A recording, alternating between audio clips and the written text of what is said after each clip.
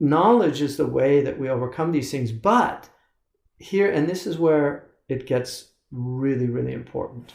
The most important and single truth that we all have to understand if we want to actually change ourselves and overcome ourselves is that we can't do it by ourselves.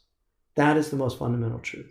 If you think that you can change, then not only do you have pride, but you will never be able to conquer yourself. You will never be able to overcome your appetites. You will never be able to overcome whatever tribulation you have. The only way that you can do that is through supernatural power. And that supernatural power is from Allah subhanahu wa ta'ala.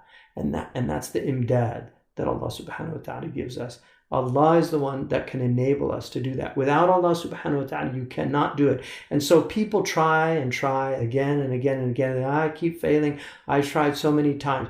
Exactly, you tried because you did not rely on Allah subhanahu wa ta'ala. But if you rely on Allah subhanahu wa ta'ala, then you can overcome it.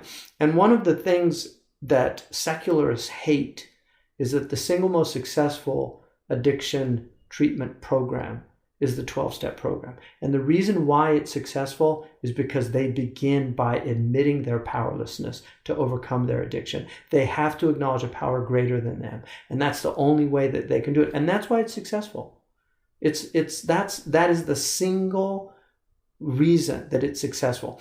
And they use a prayer. The prayer that they use is the prayer of Niebuhr, Reinhold Niebuhr, who is probably one of the most famous Protestant theologians of the 20th century, at least in the Western Hemisphere. But he wrote a book called Moral Man in an immoral society, in which he argued that a lot of sinfulness is because everybody's doing it.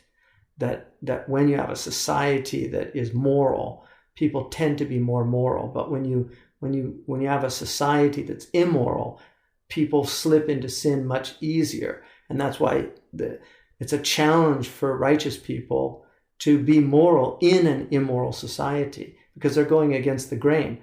But how do they do that? How do we become moral beings in a culture that is constantly assaulting us with gluttony, with lust, with envy? I mean, it's amazing how they use envy to sell products and to make you envious of what other people have. Lifestyles of the rich and famous. All of these tools that they have